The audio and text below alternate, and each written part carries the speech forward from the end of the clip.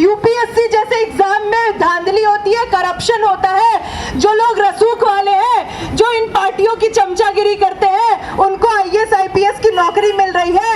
Interview जल्दी जल्दी रट लो, भेजे को रस्सी में बट लो, पढ़ा पढ़ाया सब दोहरा लो, डिग्री फोटो सेव करा लो, बाल काट लो, नाखून काटो, मंदिर में जा लड्डू बांटो, उल्टी सीधी बात न कहना, नाजुक मसलों पर चुप रहना, आगे ऊपर वाले की मर्जी, तो बोल सियापति रामचंद्र की जय। जिंदाबाद जिंदाबाद, परीक्षाओं में धांधली नहीं चलेगी, नहीं चलेगी, नहीं चलेगी, के पर्पस से क्या साला,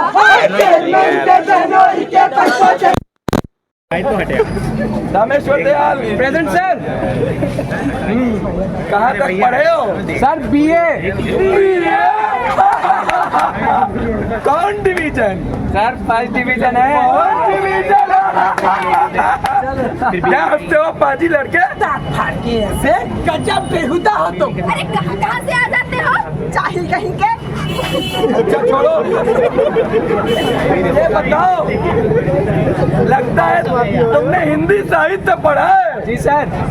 अच्छा तो ये बताओ, पूछिए कि श्री चेतन भगत जी का हिंदी साहित्य में क्या योगदान है और उनका पहला उपन्यास कौन सा था और कब प्रकाशित हुआ? लेकिन सर ये चेतन भगत का तो हिंदी साहित्य में कोई योगदान नहीं है। क्या कोई योगदान नहीं है?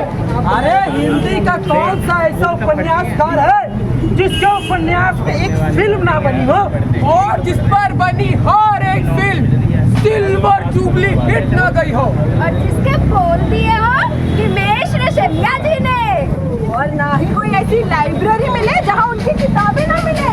डू यू नो, मेरी वाइफ को तो मुझसे ज्यादा प्रिय चेतन भगत जी की किताबें हैं। और तुम कहते हो कोई योगदान नहीं है?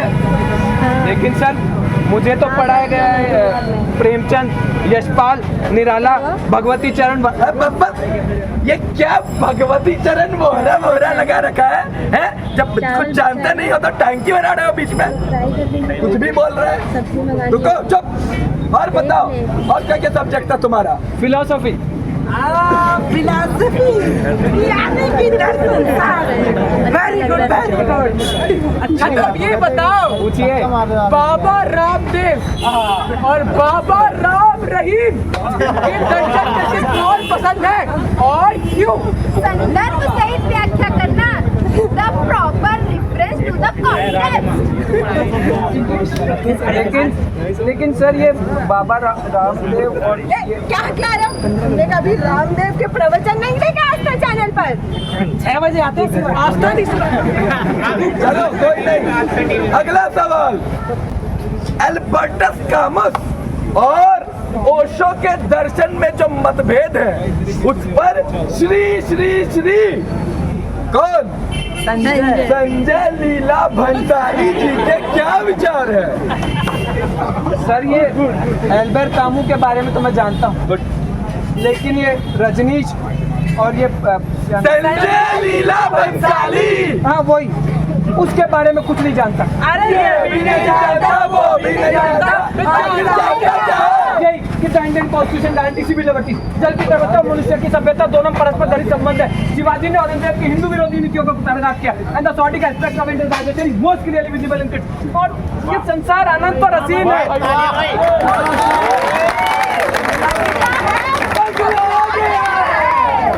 तो फिर पूछते क्यों हो उल्टे सीधे सवाल?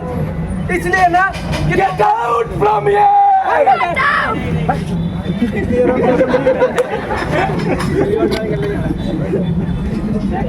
संसार अनंत और असीम है, यहाँ से वहाँ तक रेगिस्तान है बेरोजगारी का। मुझे बताओ ये बेरोजगारी कब खत्म होगी, तब मुझे रोजगार मिलेगा। नहीं तो get out from here। But where shall I go? मैं कहाँ जाऊँ? हर रोज हर सुबह यही उम्मीद लेके घर से निकलता हूँ कि आज अपॉइंटमेंट लेटर लेकर ही घर जाऊँगा। अपने बूढ़े बीमार बाप के चेहरे पर सुकून देखूं, लेकिन हर आने वाला दिन नाकामयाबी का दिन है, जैसे आज है। अब लेकिन घर तो जाना ही है, घर तो लौटना ही होगा, यूं ही घिसटना होगा। और क्या किया जा सकता है? किस सोच में डूबे हो नौजवान, गुमसुम उदास और परेशान। बेरोजगारी ने सारे संबंध तोड़ दिए।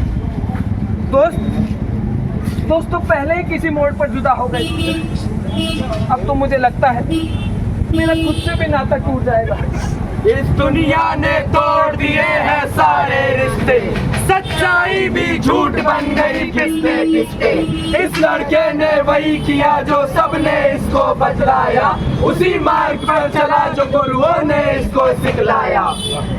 मेहनत से पढ़ाई की, ईमानदारी से इम्तिहान पास किया, गुरुओं का मान किया, रोजगार दफ्तर में अपना नाम लिखवाया और इंतजार किया। और इंतजार करते करते सुने उपदेश, सरकारी गैर सरकारी। कर्म करोगे तो फल पाओगे, एक दिन अफसर बन जाओगे। भारत सबसे न्यारा है, फॉरेन एड का प्यारा है। हरिजन को सब अधिकार, न्याय के है पूरे हकदार। प्रजातंत्र का नारा है, भारत वर्ष हमारा है। रघुकुल रीत सदा चली आई, समझ बात के हम अनुयायी। सारे जहां से अच्छा हिंदुस्तान हमारा हमारा, सारे जहां से अच्छा हम बुलबुले हैं इसकी, ये गुलिस्तान हमारा हमारा, सारे जहां से अच्छा। मैंने 30 इंटरव्यू दिए और 30 बार मैं नाकामयाब ही लौटा। और 30 बार मुझसे ऐसे सवाल पूछे गए जिसका मेरी पढ़ाई से कोई ताल्लुक नहीं। इसका जिम्मेदार ये लड़का है, इसका बाप हमारा या कोई और। 30 बार 30 बार नौकरी किसी सिफारिश वाले को ही मिली। मजदूरी करके आ रहा है। 30 बार मैं वापस नाकामयाब ही लौटा। इसका जिम्मेदार ये लड़का है, हमारा हमारा या कोई और। अब मेरे सारे सपने टूट गए, मेरी आंखों के सामने सिर्फ अंधेरा ही अंधेरा है। अब तो लगता है कि इस जाल से कभी नहीं निकल सकता। टूटे सपनों का अंबार, कौन है इसका जिम्मेदार? इसके हिस्से में क्यों बाकी सड़क से लड़ना बारंबार? कौन है इसका जिम्मेदार? कौन है इसका जिम्मेदार? कौन है इसका जिम्मेदार? कौन है इसका जिम्मेदार? कौन है इसका जिम्मेदार?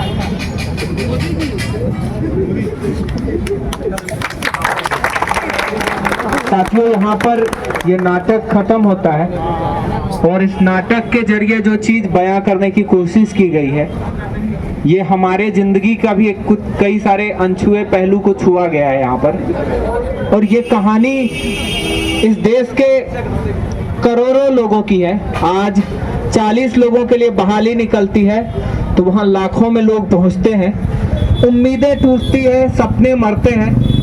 ये जो पूरा ताना बना है, किसने बनाया है इसे? कौन है इसका जिम्मेदार? क्या हम लोग नकारे हैं? पिछले 1 साल में 1,40,000 आत्महत्या करने वाले बेरोजगार नौजवान वो निकम्मा है या ये सिस्टम निकम्मा है? ये सिस्टम निकम्मा है। अगर इतने सालों तक तैयारी करने के बाद, लूसेंट को पूरा रट जाने के बाद, सारे शॉर्टकट याद कर लेने के बाद भी अगर रिजल्ट नहीं आता है, रोजगार नहीं निकलता है, प्रश्न पेपर लीक हो जाता है, तो हम कैसे निकम्मे हुए? ये लकवा मारा है इस सिस्टम में, और ये जो परीक्षा कराने वाली एजेंसियां हैं उसमें ये दिक्कत है। ये हमारा कसूर नहीं है, लेकिन हम लोग उसकी सजा भुगत रहे हैं। अपने देश में पिछले 10 साल में 80 से ज्यादा पेपर लीक हो चुके हैं। उसमें कौन मरता है, कौन पिसता है? पढ़ने वाला आदमी, हम और आप। इस नाटक का मकसद केवल ये नहीं था कि हम मनोरंजन करें, हम सही सवालों पर सोचे तो केवल तैयारी करते करते हम खप जाएंगे, इससे भी काम नहीं चलेगा। जो हमारे दोस्त लाइब्रेरी के अंदर अपने सपनों को, अपने जीवन को खो दिए, वहां पर अपने आप को रख करके भी देखिए, अपने माँ बाप के बारे में सोचिए। क्या आज ये जरूरी नहीं है कि इस पूरे सिस्टम को बदलने की जरूरत है? यहाँ पर सही सवाल रखने की जरूरत है। अगर है जरूरत तो कौन करेगा? आपको उठना पड़ेगा, हमें उठना पड़ेगा। अगर हम और आप नहीं करते हैं तो जो चीज हम झेल रहे हैं इसका जिम्मेदार हम खुद हैं, आप हैं। इसीलिए दोस्तों, इस नाटक के जरिए और इस पूरे अभियान के जरिए हम आपसे अपील करना चाहते हैं, अगर चाहते हैं कि ये पूरा हालात बदले, हम लोग बेहतर कंडीशन में तैयारी करें, दिल्ली के अंदर रेंट कंट्रोल एक्ट नियम लागू हो, बेहुसा वसूली नहीं चलेगी, कोचिंग संस्थानों के भी फीस को तय करने का जो है एक मानक सरकार बनाए, सरकार सारे परीक्षाओं में भ्रष्टाचार मुक्त कराने के लिए सभी कॉपियों को, सभी प्रश्न पत्र को सरकारी प्रेस में छापे। तो चलिए हमारे साथ 9 अगस्त को एक दिन का समय निकालिए और जंतर मंतर चलिए। ये चलना होगा, नहीं चलेंगे तो देर होगी। कल जो है और सपने टूटेंगे, और लोग मरेंगे, और लोग डिप्रेशन में जाएंगे। तो क्यों नहीं आज जो है हम खड़े हो जाए। आज ये घटना हुई राजेंद्र नगर में तो लोग निकले सड़कों पर, लेकिन 4 दिन बाद सब भूल जाएंगे। क्यों भूले हम? कभी यहाँ पर मीटर फटता है, कभी कुछ होता है, तमाम दिक्कतें हम झेलते हैं। क्यों भूले हम? क्यों नहीं लड़े हम? इसीलिए लड़ना होगा और 9 अगस्त को जंतर मंतर चलना होगा। वो ऐतिहासिक दिन है। भारत छोड़ो आंदोलन की शुरुआत उसी दिन हुई थी। उसी दिन हम लोग एकजुट होकर के लड़ेंगे सरकार के सामने, अपनी मांग को रखेंगे तो हम झुका देंगे सरकार को। इस देश के छात्रों की, युवाओं की शक्ति से उनको जो है परिचित करा देंगे और हम जीतेंगे। छात्र जब भी खड़े हुए हैं जीते हैं। अभी हम उन तमाम लोगों को याद करते हुए, जो 3 लोग अभी बेसमेंट के अंदर अपनी जिंदगी को हार गए, उनको इंसाफ दिलाने के लिए, इन मांगों के लिए अभी हम लोग नेहरू विहार के तरफ एक छोटा मार्च निकालेंगे। आपसे हम अपील करेंगे कि आप भी हमारे साथ चलिए। उन और छात्र साथियों को बताएंगे इस पूरे चीज के बारे में। ये पैदल मार्च है, 10 मिनट का समय हम बिल्कुल निकाल सकते हैं और निकालना चाहिए। तो चलिए हमारे साथ, हम लोग इस कारवा को आगे बढ़ाते हैं और 9 अगस्त को हम लोग जंतर मंतर चलेंगे। अभी हम लोग एक मार्च के शक्ल में चलते हैं और हम, यही हमारी श्रद्धांजलि होगी उन तीनों हमारे दोस्तों को। और 3 लाख के रहेंगे, रोजगार की गारंटी लेके रहेंगे, पेपर लीक नहीं सहेंगे, अरे रेंट कंट्रोल लागू करो, तो रेंट कंट्रोल लागू करो, तो ब्रोकरेज सिस्टम नहीं सहेंगे, अरे ब्रोकरेज सिस्टम नहीं सहेंगे। 9 अगस्त को जंतर मंतर चलना होगा, 9 अगस्त को जंतर मंतर चलना होगा। अरे पेपर लीक नहीं सहेंगे, परीक्षाओं में धांधली नहीं सहेंगे, तो पक्का रोजगार देना होगा, रोजगार का अधिकार लेके रहेंगे, रोजगार का अधिकार लेके रहेंगे, परीक्षाओं में धांधली नहीं सहेंगे, खाली पदों पे भर्ती करनी होगी, अरे खाली पदों पे भर्ती करनी होगी। दोस्तों, एक नारा है, आप लोग साथ में दोहराइएगा। बरसों हम तैयारी करते, बरसों हम तैयारी करते, नौकरियों के फॉर्म भरते, बरसों हम तैयारी करते, नौकरियों के फॉर्म भरते, हर भर्ती में भ्रष्टाचार, कहाँ गई मोदी सरकार, इनकलाब जिंदाबाद, जिंदाबाद जिंदाबाद, परीक्षाओं में धांधली बंद करो, बंद करो, बंद करो। परीक्षाओं में धांधली नहीं चलेगी, नहीं चलेगी, नहीं चलेगी, पेपर लीक नहीं चलेगा, नहीं चलेगा, नहीं चलेगा। 9 अगस्त को जंतर मंतर चलना होगा, चलना होगा, चलना होगा, 9 अगस्त को जंतर मंतर चलना होगा, चलना होगा, चलना होगा। इनकलाब जिंदाबाद, जिंदाबाद, जिंदाबाद, इनकलाब जिंदाबाद, जिंदाबाद, जिंदाबाद। 9 अगस्त को जंतर मंतर चलना होगा, चलना होगा, चलना होगा। परीक्षाओं में धांधली बंद करो, बंद करो, बंद करो। रोजगार की गारंटी देनी होगी, देनी होगी, देनी होगी, रोजगार की गारंटी देनी होगी, देनी होगी, देनी होगी। रोजगार की गारंटी लेके रहेंगे, लेके रहेंगे, लेके रहेंगे, रोजगार की गारंटी लेके रहेंगे, लेके रहेंगे, लेके रहेंगे। नोटिस सिस्टम बंद करो, बंद करो, बंद करो। रेंट कंट्रोल एक्ट लागू करो, लागू करो, लागू करो, रेंट कंट्रोल एक्ट लागू करो। लागू करो, लागू करो। दोस्तों, अभी हम अपने जो बाकी दोस्त है यहाँ पे खड़े हैं, जिनको हमारी बात जो लोग नहीं सुन पाए, उनके बीच हम एक छोटी बात रखेंगे कि हम क्यों ये रैली निकाल रहे हैं, क्यों ये छात्र आज रेंट कंट्रोल एक्ट और रोजगार की बात करते हुए आपके बीच आए हैं। तो 2 मिनट की बात सुनिए दोस्तों, और आप इस रैली का हिस्सा बनिए। बहुत सारे दोस्त अभी वहाँ पीछे हम लोगों ने जो नाटक किया वो नाटक देखते हुए आए हैं और हमारे पोस्टर पर्चे बैनर से ये बात और हमारे नारों से ये बात समझ गए होंगे कि हम लोग लगातार जो परीक्षाओं पे धांधली हो रही है, आए दिन पेपर लीक हो रहे हैं, नीट जैसे एग्जाम का पेपर लीक हो जाता है, आजाद भारत के सबसे बड़े घोटाले परीक्षाओं में अब हो रहे हैं हमारे सामने। यूपीएससी जैसे एग्जाम में धांधली होती है, करप्शन होता है, जो लोग रसूख वाले हैं, जो इन पार्टियों की चमचागिरी करते हैं, उनको आईएएस आईपीएस की नौकरी मिल रही है। और आज आम घरों से आने वाले छात्र छात्राएं जो दिल्ली जैसे शहर में आकर बड़ी मुश्किल से पैसा जुटाकर तैयारी करते हैं, इन महंगे कोचिंग सेंटर्स की फीस भरते हैं और यही गांधी विहार, नेहरू विहार जैसे इलाके में इन डब्बेनुमा कमरों में रहने के लिए मजबूर होते हैं, वो लोग बेरोजगारी में धक्के खा रहे हैं। आज असलियत ये है कि अभी यूपी में आप सब लोगों को मालूम होगा, चपरासी के पद के लिए 62 लोगों की वैकेंसी निकली थी। उस 62 लोगों की वैकेंसी पर 90,000 स्टूडेंट्स ने आवेदन भरे। 90,000 में ज्यादातर वो लोग थे जिन्होंने पीएचडी, मास्टर्स, बीएड, एमएड कर रखा था, एमबीए कर रखा था। तो जब नौकरी नहीं मिलती है, नौकरी तो 62 लोगों को ही मिलेगी, बाकी लोग नकारे और नाकाबिल नहीं है। तो इसलिए मजबूरी में आजकल एमबीए चाय वाला तो पीएचडी पकौड़े वाला और तमाम इस तरह के काम करने के लिए या बेरोजगारी में धक्के खाने के लिए मजबूर है, या फिर डिप्रेशन में जाने के लिए, सुसाइड तक करने के लिए मजबूर है। क्योंकि जब सालों साल तैयारी करते हैं, माँ बाप पेट काट कर लाखों रुपए इन कोचिंग इंस्टीट्यूट्स में पढ़ने के लिए देते हैं और जब नौकरी नहीं मिलती है तो सामने कोई रास्ता नजर नहीं आता है।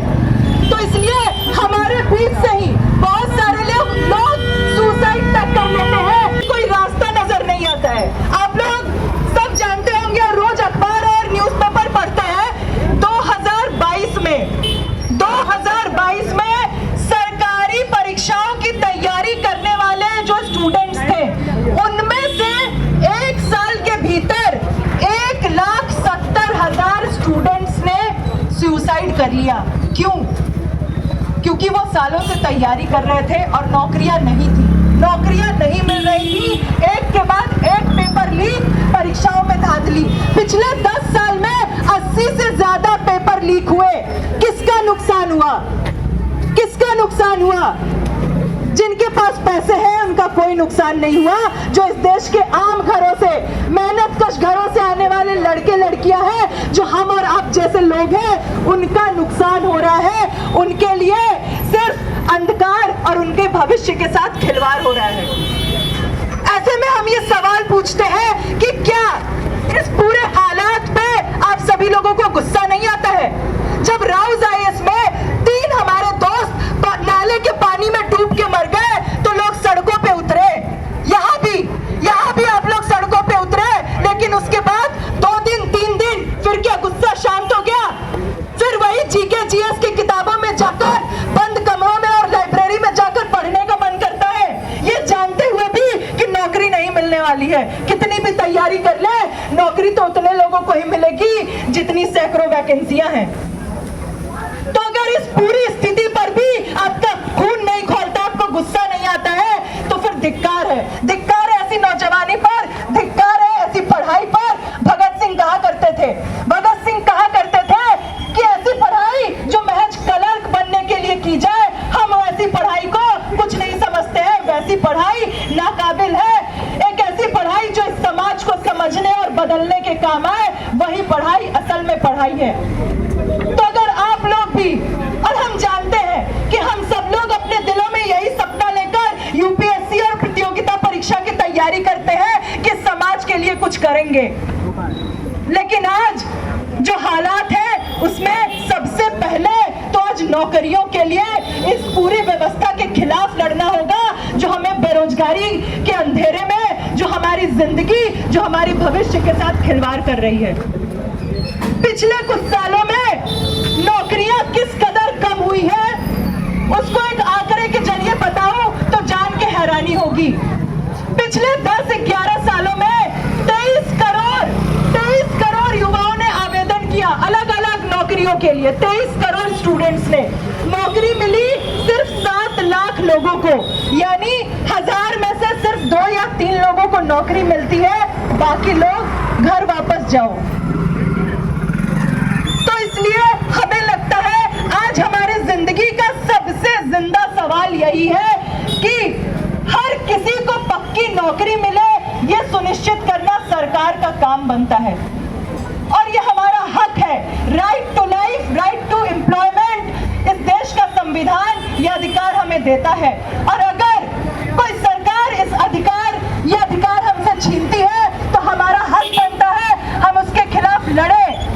और अगर अब भी हम नहीं लड़ते हैं, अब भी हम चुपचाप बैठे रहते हैं, तो कल को अपनी स्थिति के लिए और इस देश के तमाम उन लोगों के लिए जो इस बेरोजगारी की वजह से आत्महत्या कर रहे हैं, हम भी जिम्मेदार होंगे।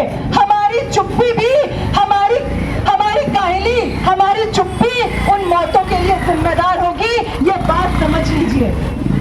इसलिए हम लोगों ने पहल किया, हम लोगों ने ये कदम उठाया है कि चुप नहीं रहेंगे, अपने हक अधिकार के लिए लड़ेंगे, और रोजगार का अधिकार जीने का अधिकार है।